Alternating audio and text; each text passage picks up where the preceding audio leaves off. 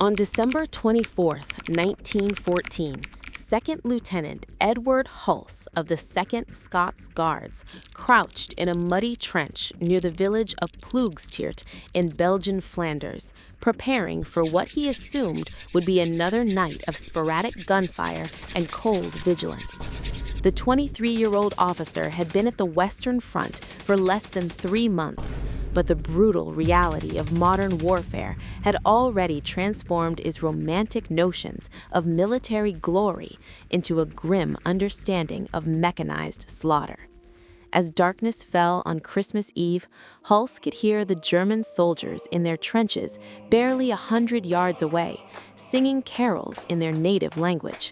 He had no way of knowing that the next 48 hours would produce one of the most extraordinary episodes of the entire war, or that among the thousands of men who would spontaneously lay down their arms to celebrate Christmas together, a few would form connections that transcended the boundaries of nation, language, and military duty. The first winter of the Great War had settled into a brutal stalemate along the Western Front. What both sides had expected to be a swift, decisive conflict had instead devolved into a nightmarish war of attrition, with opposing armies facing each other from elaborate trench systems that stretched from the English Channel to the Swiss border. The autumn offensives had produced staggering casualties without achieving any meaningful territorial gains, leaving hundreds of thousands of young men trapped in waterlogged ditches, separated from their enemies by a narrow strip of devastated ground known as no man's land. The conditions in the trenches defied anything these soldiers had experienced in civilian life. Men stood for hours in freezing water that rotted their feet, sharing their living space with rats that fed on corpses and refuse.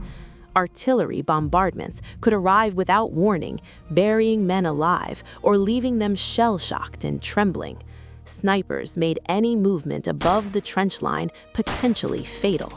The smell of death, unwashed bodies, and chemical latrines created an atmosphere of constant misery that no amount of military discipline could fully mitigate.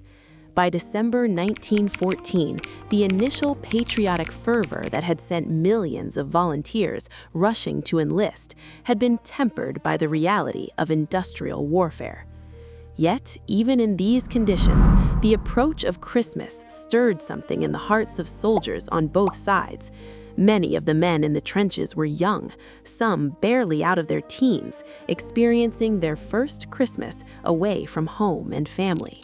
Letters from loved ones arrived with increasing frequency as December progressed, many containing small gifts, photographs, and nostalgic reminders of peacetime celebrations.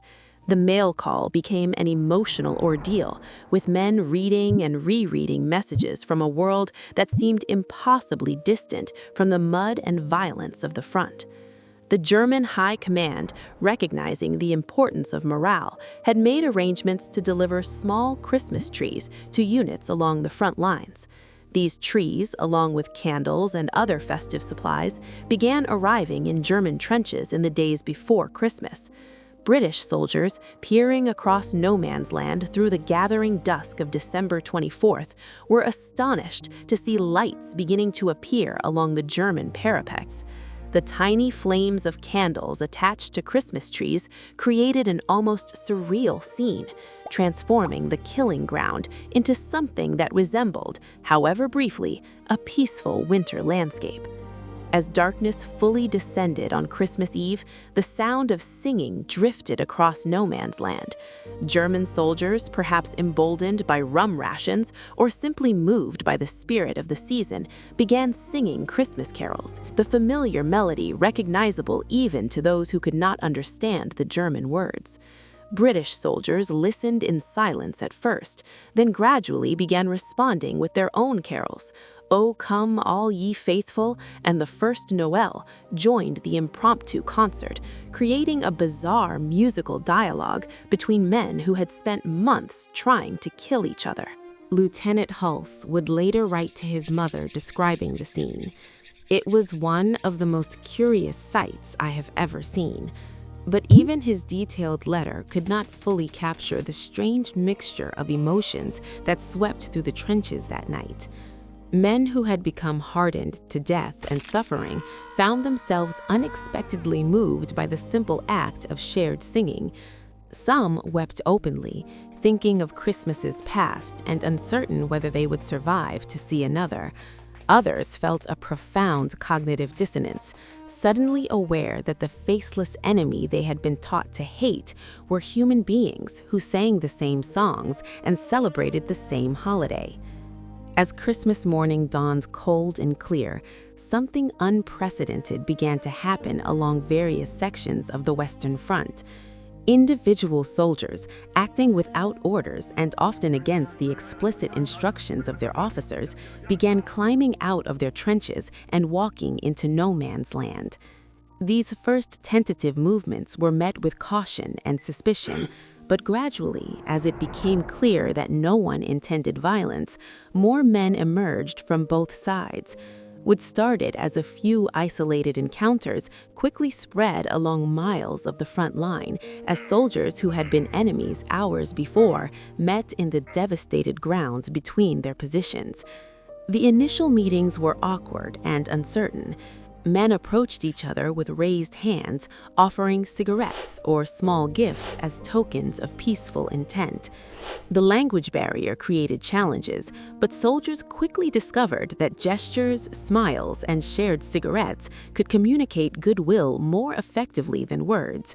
Officers on both sides watched with a mixture of alarm and fascination, some attempting to halt the fraternization, while others tacitly allowed it to continue.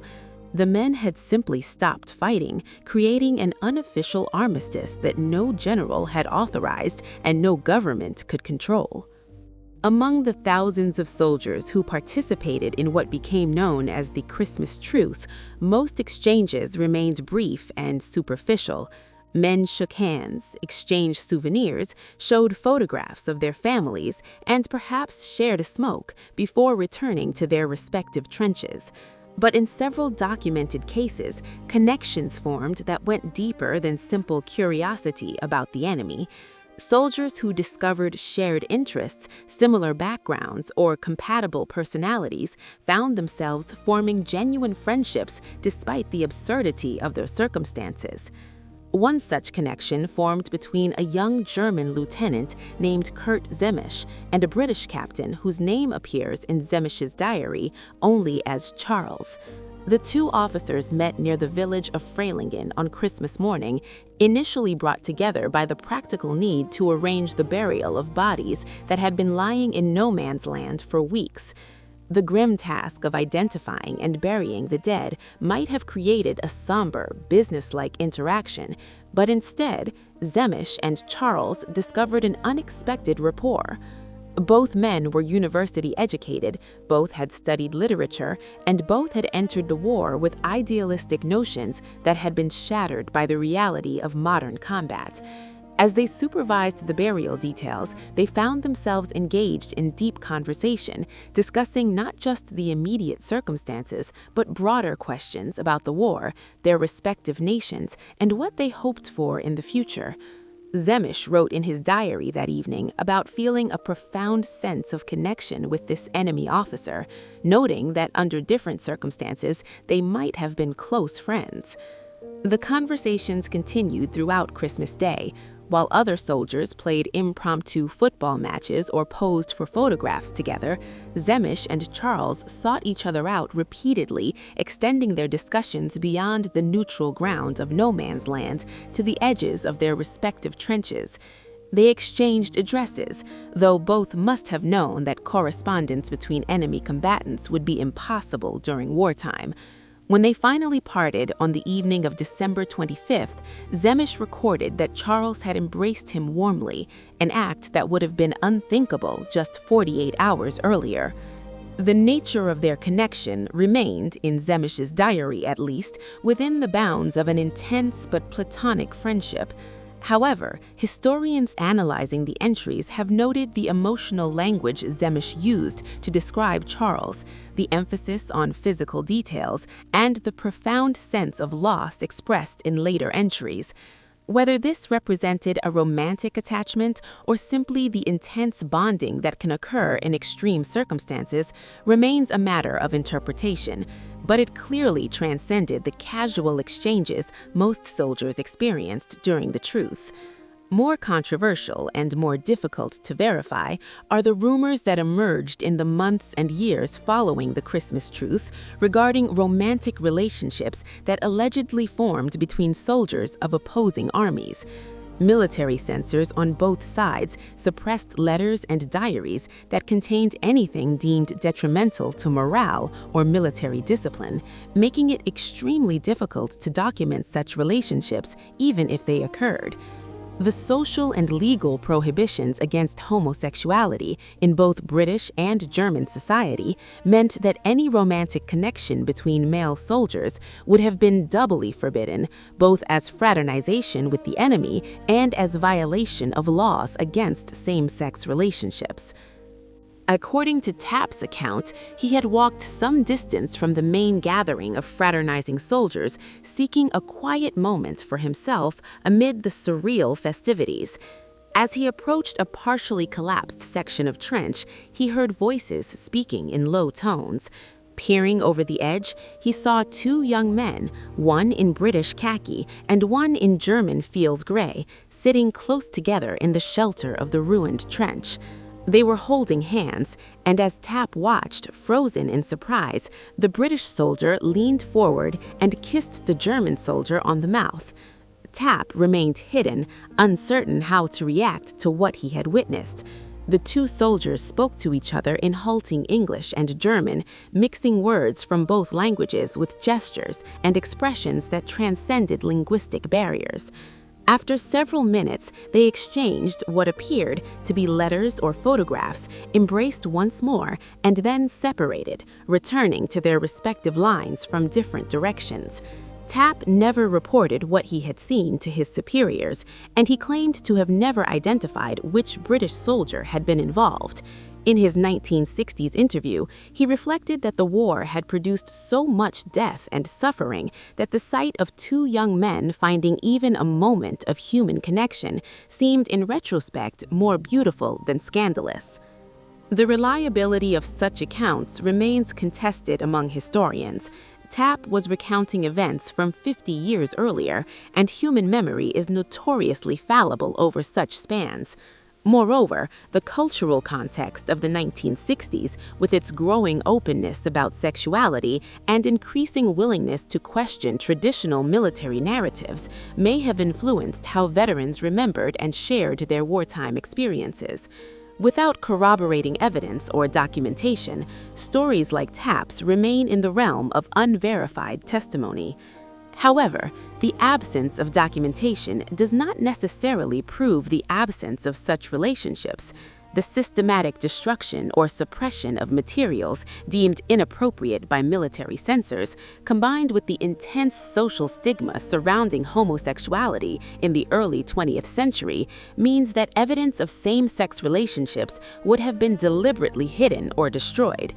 Soldiers who formed romantic attachments to enemy combatants would have had every reason to conceal such connections, knowing that discovery could result in court-martial, imprisonment, or even execution. More reliably documented are cases of soldiers who maintained contact with the men they befriended during the Christmas truce, finding ways to communicate despite the war and the prohibitions against fraternization. Some of these connections were facilitated through neutral third parties in countries like Switzerland or the Netherlands, where letters could be forwarded without directly violating military censorship rules. The contents of these letters, when they survived, typically remains carefully worded to avoid giving censors any reason to intercept them, making it difficult to determine the true nature of the relationships they represented. One particularly poignant case involves a British sergeant named Alfred Anderson and a German soldier whose identity remains uncertain, but who Anderson referred to in later interviews as Hans. Anderson and Hans had spent several hours together during the Christmas truce, and according to Anderson's account, they had formed an immediate and intense bond. Anderson, who lived until 2005 and was the last known surviving British veteran of the Christmas truce, spoke in several late-life interviews about Hans with an emotional intensity that suggested their connection had been profound. Even the most formidable barriers. The young men who climbed out of their trenches on Christmas Day, 1914, chose, however briefly, to see each other as human beings rather than enemies. Some of them, perhaps, found something more than common humanity in the brief encounter, discovering in the most unlikely circumstances the possibility of love or deep connection that their world would neither acknowledge nor permit. The ultimate fate of these connections, severed by renewed combat, suppressed by military authority, and hidden by social prohibition, stands as a reminder of the human costs of war that extend beyond the statistics of casualties and territory. Every soldier who died in the Great War represented a universe of lost potential, but those who survived to remember connections formed and then destroyed by the war carried a different kind of loss. The Christmas truce romances, real or rumored, documented or suppressed, represent the triumph and tragedy of human connection in circumstances designed to prevent it. A brief flowering of feeling and a landscape of death that was beautiful precisely because it was so impossible.